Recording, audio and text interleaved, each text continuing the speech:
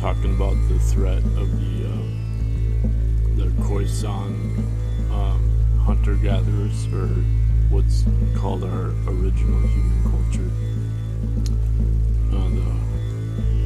the Bushman of Africa.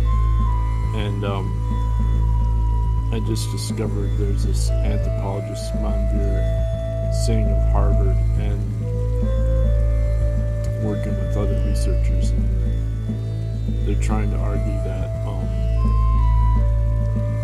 that obviously the Khoe-San could not be that small foragers, bands of foragers living in small villages, obviously could not be our original human culture, because they lack the net primary production.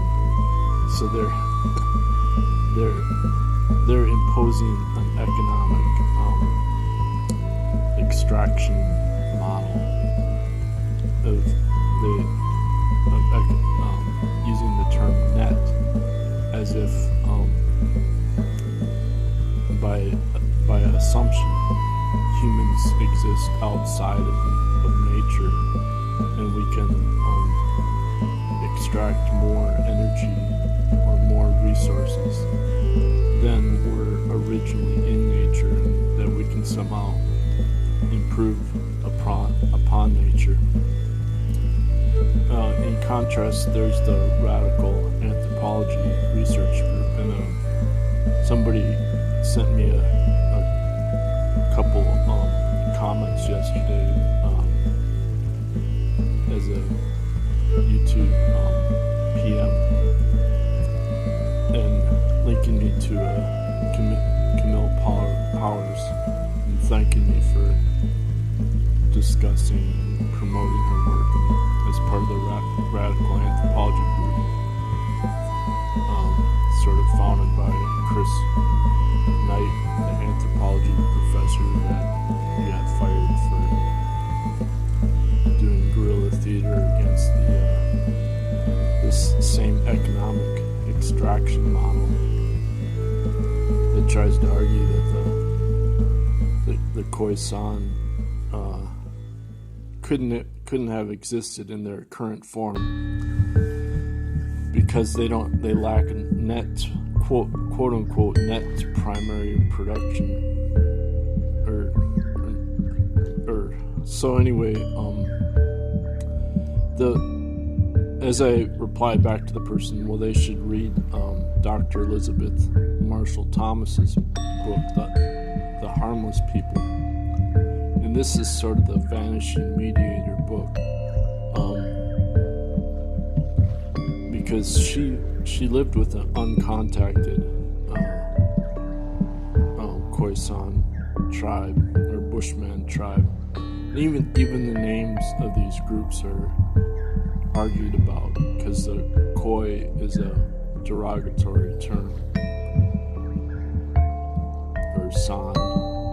I can't even remember anymore which one's derogatory,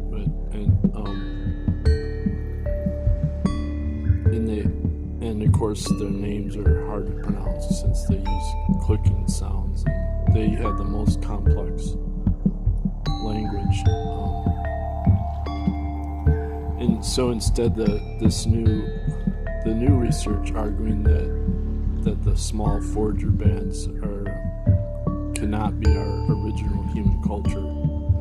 They say that, well, the San Bushmen have been trading with the Bantu farmers, the Bantus, for like the last 1,500 years or longer. But this ignores the book The Harmless People,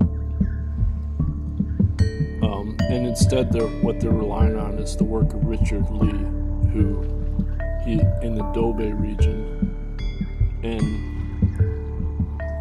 he admits that the Khoe-San there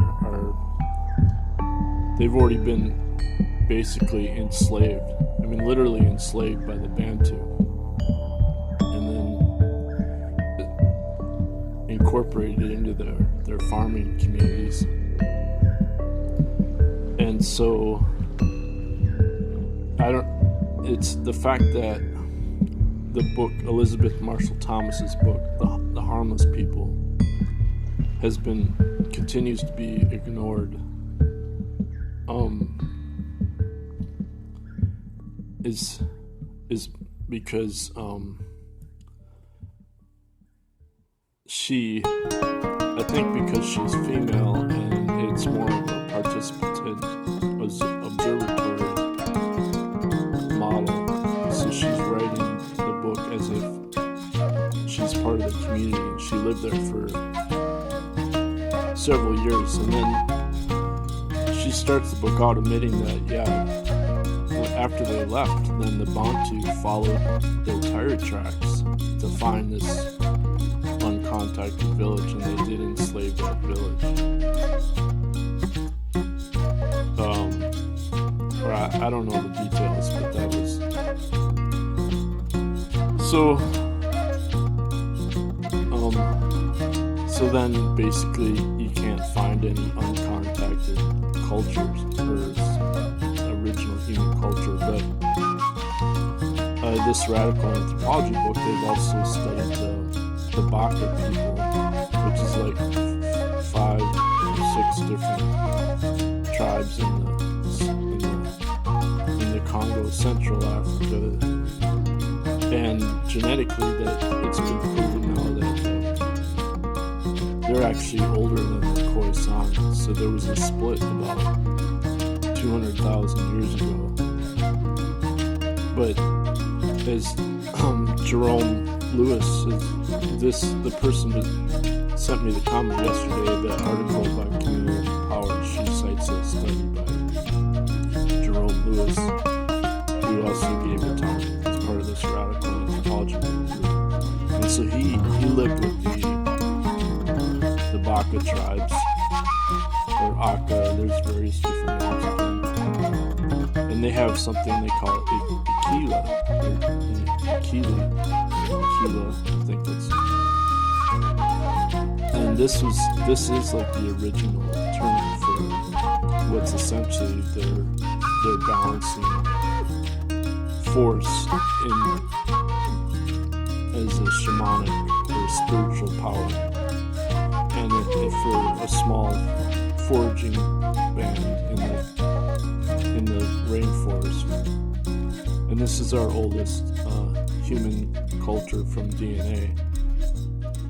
And so yeah, they also have been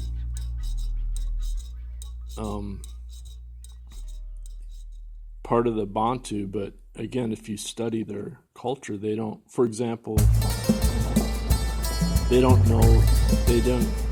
neither the San Bushman or the Bantu know that homosexuality exists. They don't know the term. They don't know, and also the males don't practice masturbation. So they have very strict social physiology rules, and the problem is that on a psychological level, physiology is hardwired into our brains by the time of puberty. And so you literally have a case where Western modern males are in psychological denial about the truth of our original human culture. And yet, the anthropologist Stephen Ambrose, he has a lecture where he says,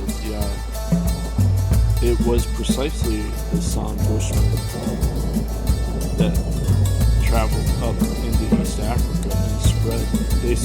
They survived the Mount Toba supervolcano explosion 72,000 years ago, and he documents that this did indeed cause population crashes across Africa and Asia, but it was the San Bushmen in South Africa that they lived in an area that was still wet and warm, whereas the Mount Toba supervolcano explosion caused an extreme cold and dry period otherwise. And so they maintained their sophisticated culture, and it's been proven genetically now that it spread back up into East Africa, and then the culture was passed on, and then this became the basis for the genetic bottleneck of humans that then spread around the world, so that humans from Asia or Europe are less genetically different than humans within one village in Africa. So that, you know, it's genetically it's obvious that we're from Africa, because we're genetically way more diverse within Africa. But so anyway, this is a big threat to the modern Western patriarchy of males.